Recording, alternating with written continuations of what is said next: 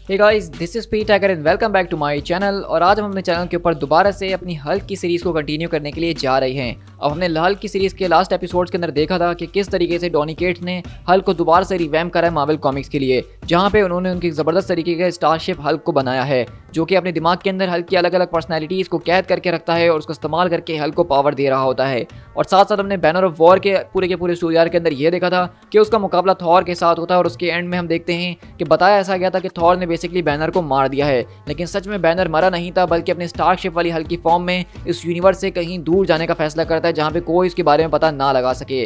तो आज का जो स्टोरी आर्क हमारा होने वाला है उसके अंदर हम यही देखेंगे कि बैनर थॉर से पूरे का पूरे मुकाबले के बाद कहाँ पे गया था, इस वक्त वो क्या कर रहा है, और ये पूरा का पूरा जो एडवेंचर है इसका स्टोरी आर्क, इसको नाम दिया गया है हल्क प्लैनेट। अब ये प्लैनेट हल्क नहीं बल्कि हल्क प्लैनेट है। तो हम जानेंगे कि आखिरकार इस पूरे के पूरे स्टोरी आर्क के अंदर हम हल्क के कौन से एडवेंचर को देखने वाले हैं। सो गाइस, इस वीडियो को स्टार्ट करने से पहले मेरी एक ही रिक्वेस्ट है कि अगर आप मेरे चैनल पर फर्स्ट टाइम आ रहे हैं तो मेरे चैनल स्पीड टाइगर को सब्सक्राइब जरूर कीजिएगा, जहाँ पे मैं डेली बेसिस पे आपके साथ मार्वल कॉमिक्स को शेयर कर ही रहता हूँ। सो गाइस, चलिए बिना किसी और बात के फौरन से अपने आज के स्टोरी आर्क को स्टार्ट करते हैं।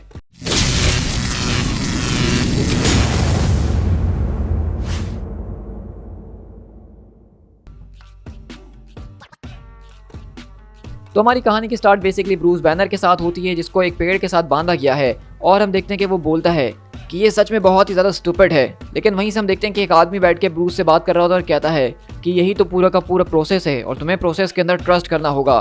दिस इज़ इनसेन सैमसंग, मुझे सबकी ज़रूरत नहीं, मैं बिल्कुल ठीक हूँ। तो हम देखते हैं कि वो आदमी कोई और नहीं बल्कि बैनर उसको सैमसंग के नाम से पुकार रहा है, यानी कि लियोनार्ड सैमसंग। और वो कहता है कि ब्रूस, तुमने अपनी पूरी की पूरी आईडी को एक स्पेसशिप के अंदर बदल दिया, तुमने अपने एंगर इशू को लॉक कर दिया एक ब्लास्ट फर्नेंस के अंदर, जिसके अंदर तुम उसको मुकम्मल तौर पर गुस्सा दिला के उसकी पावर्स का इस्तेमाल करके एक अनस्टॉपेबल किलिंग मशीन बना रही हो। और जब वो बिल्कुल अपने आपे से बाहर हो जाती है तो उसने अपनी एक नई सबकॉन्शियसनेस को डेवलप कर लिया है, जिसको निकनेम दिया गया है टाइटन का। तो क्या तुम्हें वाकई लगता है कि तुम बिल्कुल ठीक हो बैनर? देखो, सच कहूँ तो तुम्हारी बात में दम तो है, लेकिन इस वक्त यहाँ पे जो कुछ भी हो रहा है मुझे काफ़ी ज़्यादा डर लग रहा है। मुझे यहाँ से बाहर निकालो सैमसंग, तुम ये मेरे साथ क्या कर रहे हो, मुझे लग जाएगी। लेकिन वहीं से हम देखते हैं कि सैमसंग बोलता है ज़रा मुझे सोचने दो। नहीं, अभी मैं तुम्हें यहाँ से बाहर नहीं निकालने वाला हूँ। ओके लिसन, मैं जानता हूँ कि मैंने ही इस प्रोग्राम को इंस्टॉल किया है, लेकिन व्हाट द हेल, तुम मुझे सच में हर्ट कर रहे हो?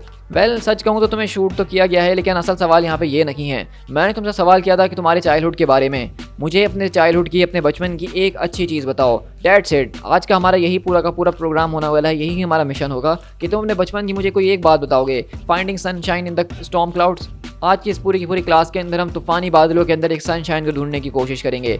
और इसी तरह हम देखते हैं कि बैनर के ऊपर यहाँ पे मुस्तकिल तौर पे अटैक्स किए जा रहे हैं, चाहे वो तीर से हो, गन से हो, या एक ब्लास्ट ही क्यों ना हो। और अगले पल बैनर बोलता है कि ये तुम क्या कर रहे हो, ओके प्लीज़ इस सबको रोक दो। तो वहीं से लियोनार्ड बोलता है कि फोकस ब्रूस, तुम ये कर सकते हो।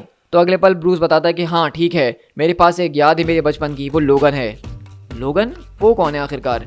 नहीं, ये वो लोगन नहीं, यानी कि वुल्वरीन नहीं। जब मैं छोटा बच्चा हुआ करता था तो मेरा एक दोस्त हुआ करता था जिसका नाम लोगन जेम्स ग्रिडली हुआ करता था। आई रिमेंबर डैड, और उसको मैं जो हूँ जेटी के नाम से बुलाया करता था। और हम देखते हैं कि ब्रूस बैनर बेसिकली अपने बचपन की स्टोरी सुना रहा है, जहाँ पे उसको एक दोस्त लोगन के नाम से हुआ करता था। और वो बताता है कि किस तरीके से वो स्कूल में एक दूसरे के साथ जाया करते थे, वो पुलिस से उसको बचाया करता था और उसका हमेशा साथ दिया करता था। और उससे भी बड़ी बात यह है कि उसकी ज़िंदगी को जीने का उसने एक मकसद दिया था, क्योंकि उसके घर में ब्रूस के हमेशा लड़ाई झगड़े हो रहे होते थे। लेकिन ऑन दी अदर साइड अगर देखा जाए तो लोगन के घर में सब कुछ बहुत ज़्यादा शांत था। उसके पेरेंट्स बहुत ज़्यादा अच्छे थे, जहाँ पे वो पूरा दिन बिताया करता था, उसके साथ वीडियो गेम्स खेला करता था, कॉमिक्स को पढ़ा करता था, और सब कुछ बहुत अच्छा चला करता था। तो वहीं से लियोनार्ड बोलता है कि ये बहुत अच्छी बात है ब्रूस, बहुत अच्छी बात है, चलो और सांस लो और मुझे और बताओ। तो बताता है कि हाँ, लोगन का घर वो सच में बहुत अच्छा था, उसके पेरेंट्स बहुत ज़्यादा वार्म थे और उससे अच्छे तरीके से बातें करते थे। वो देखता था कि किस तरीके से मेरे पूरे के पूरे चेहरे, मेरे जिस्म के ऊपर ब्रूजेस मौजूद है, यानी कि मेरे पेरेंट्स मुझे मारते हैं, लेकिन उसके बावजूद वो इसको नोटिस नहीं करता था और वो ऐसे प्रिटेंड नहीं करता था कि उसको मेरे ऊपर तरस आ रहा है। वो मुझसे डरता नहीं था और यही सबसे बड़ी चीज़ थी जिसकी मुझे ज़रूरत थी। लेकिन फिर जब भी मैं उसके साथ एक अच्छा टाइम स्पेंड कर रहा होता था तो अचानक वो मेरे सामने आ जाया करते थे। वो हमेशा वहाँ पे आ जाया करते थे और सब कुछ बिगाड़ दिया करते थे। और हम देखते हैं कि वो यहाँ पे किसी और की नहीं बल्कि अपने फादर ब्रायन की बात कर रहा होता है, जो कि दरअसल ब्रूस बैनर की ज़िंदगी के असली विलन है, जिसकी वजह से ही वो इतना ख़तरनाक इंसान बना है। और हम देखते हैं कि बैनर बताता है कि उसके फादर हमेशा उसको तंग किया करते थे, उसको उससे दूर करने की कोशिश किया करते थे, और उसको इस पूरे के पूरे ब्रायन के अंदर वही एक टाइटन की पर्सनैलिटी नज़र आ रही होती है। और अचानक बैनर चीखते हुए उठ जाता है। तो वहीं से सैमसंग बोलता है कि वेल लगता है कि आज का वक्त खत्म हो चुका है, तो बताओ कि तुम्हें कैसा फील हो रहा है। मुझे लगता है कि तुम कुछ ज़्यादा ही सवाल कर रहे हो लियोनार्ड, जितने तुम्हें पैसे नहीं दिए जाते हैं। आखिरकार इस सब के जरिए तुम क्या प्रूव करना चाहते हो। तो सैमसंग बोलता है कि तुम मुझे बताओ ब्रूस, क्योंकि तुमने ही इस पूरे के पूरे प्रोग्राम को यानी कि सैमसंग प्रोटोकॉल को इंस्टॉल किया है। तुमने इसको यहाँ पे इसलिए इंस्टॉल किया है ताकि तुम इस बात को मेक श्योर कर सको कि हल्क का दिमाग अपने काबू में रहे, और रोजाना तुम ये 2 घंटे का सेशन लोगे थेरेपी का, ताकि हम इस बात को मेक श्योर कर सकें कि तुम चलने के लिए आगे बिल्कुल ठीक हो। और सच कहूँ तो आज की सारी चीज़ों को जानने के बाद मैं काफ़ी ज़्यादा तुम्हारे पर प्राउड फील कर रहा हूँ। ऐसा लग रहा है कि ये पूरा का पूरा प्रोग्राम काफ़ी अच्छे तरीके से काम कर रहा है। तो इन शॉर्ट अगर यहाँ पे देखा जाए तो यहाँ पे लियोनार्ड सैमसंग सच में मौजूद नहीं है, बल्कि ब्रूस बैनर ने एक ऐसा प्रोग्राम बनाया है जो कि सैमसंग, क्योंकि उसका पहले एक थेरेपिस्ट रह चुका है कॉमिक्स के अंदर, तो उसने अपने उसको दिमाग के अंदर इंस्टॉल कर लिया, जो कि उसकी रोज़ाना एक थेरेपी कर रहा है ताकि बैनर अपने आप को संभाल के और कंट्रोल में रख सके। लेकिन वहीं से बैनर बोलता है आई थॉट कि तुमने कहा था कि टाइम खत्म हो चुका है सैमसंग, तो क्या मैं लंच के लिए जा सकता हूँ कि नहीं। तो वहीं से सैमसंग बोलता है कि कम से कम मुझे ये तो बता दो कि तुम्हारे दोस्त लोगन का क्या हुआ। तो बैनर बोलता है कि उसके बारे में मुझे कुछ नहीं पता, क्योंकि मैं बड़ा हो गया और एक मॉन्स्टर बन गया, और उसके बाद मेरा उससे कोई टच नहीं रहा। वो मेरी एक अच्छी मेमोरी इसलिए है क्योंकि उसके बारे में मुझे नहीं पता कि उसके साथ हुआ क्या, क्योंकि एक वही तो इंसान है जिसको मैंने अपनी ज़िंदगी में हर्ट नहीं किया है।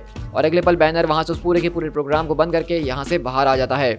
और इस तरह हम देखते हैं कि यहाँ पे बेसिकली बैनर सीधा चलते हुए अपने पूरे के पूरे डेक के अंदर आता है एज अ कैप्टन बन के। और अगले पल हम देखते हैं कि अब यहाँ पे स्टारशिप के अंदर सिर्फ बैनर अकेला नहीं, बल्कि उसका पूरा का पूरा क्रू बन चुका है। यानी कि ये पूरी की पूरी चीज़ सिर्फ ब्रूस बैनर के दिमाग में हो रही है स्टारशिप के अंदर। ऐसा नहीं है कि ये सारे लोग असली में यहाँ पे मौजूद हैं, और ये सारे के सारे लोग कोई और नहीं बल्कि बैनर की ही अलग अलग पर्सनैलिटीज़, उसकी अलग अलग इंटेलिजेंस को उसने सबकॉन्शियस लेवल के ऊपर डिवाइड कर दिया है, जिसकी वजह से इस पूरे के पूरे शिप को वो एक लिटरली शिप की तरह जो है कंट्रोल कर रहा है। और अगले पल हम देखते हैं कि बेसिकली थॉर के यहाँ पे साइंटिस्ट वगैरह आके उसको एक अजीबोगरीब प्लेनेट के बारे में बताते हैं जहाँ पे गामा एनर्जी का एक बहुत ही ज़बरदस्त और बड़ा सिग्नल पाया जा रहा है।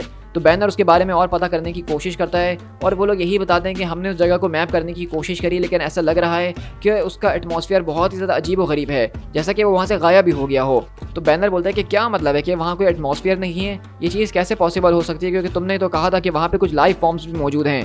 तो वहीं से उसका साइंटिस्ट बताता है कि हमने इस प्लेनेट को बहुत अच्छे तरीके से देखने की कोशिश करी, और ऐसा लग रहा है कि ये प्लेनेट बिल्कुल स्मूथ एक मार्बल की तरह, जिसको देख के हम यही से जज कर सकते हैं कि इस प्लेनेट के आसपास जो सारे के सारे रिंग्स हैं वो कुछ और नहीं बल्कि इस प्लेनेट के ऊपर होने वाले जितने भी माउंटेन्स वगैरह थे उनका मलबा है, जिनको पूरी तरीके से डिस्ट्रॉय करके इसके ऑर्बिट के अंदर भेज दिया गया है। जिसका मतलब ये है कि यहाँ पे जो कुछ भी हुआ है वह एक बहुत ही खतरनाक किस्म की कोई जंग थी या पावर थी, जिसने इसके पूरे माउंटेन्स को तोड़ के इसके ऑर्बिट के अंदर भेज दिया है। और यहाँ पे हर रोजाना रात में जो है पत्थरों की बारिश होती है। तो बैनर बोलता है कि गॉड, आखिरकार इस तरह की पावर किसके पास हो सकती है। तो वहीं से उसके साइंटिस्ट बताते हैं कि सर अगर देखा जाए तो ये पावर लेवल इनकैलकुलेबल है, इतनी ज़्यादा पावर किसके पास हो सकती है इसका अंदाज़ा भी नहीं लगाया जा सकता है, जो कि प्लेनेट के माउंटेन्स को डिस्ट्रॉय करके उसके ऑर्बिट के अंदर भेज दे और उसका एटमॉस्फेयर को ही चेंज कर दे।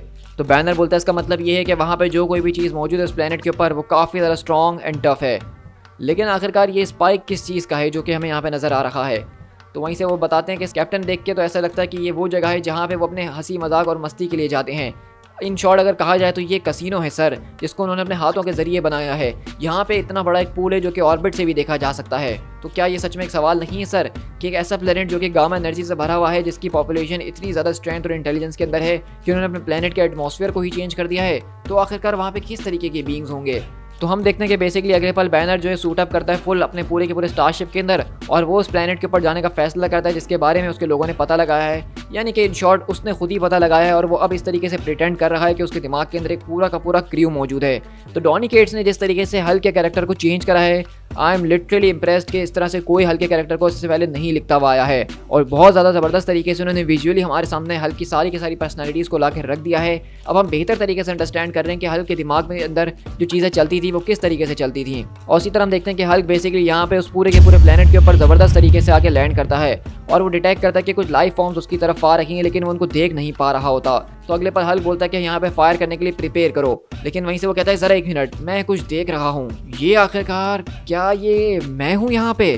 क्योंकि अगले पल जब वो उस पूरे के पूरे स्पाइक की तरफ देखता है जहाँ पे एक तरह की सिटी बनी हुई है, तो उसको वहाँ पे एक स्टैचू नजर आता है जो कि बहुत बड़ा है, और वो किसी और का नहीं बल्कि इनक्रेडिबल हल्क का होता है।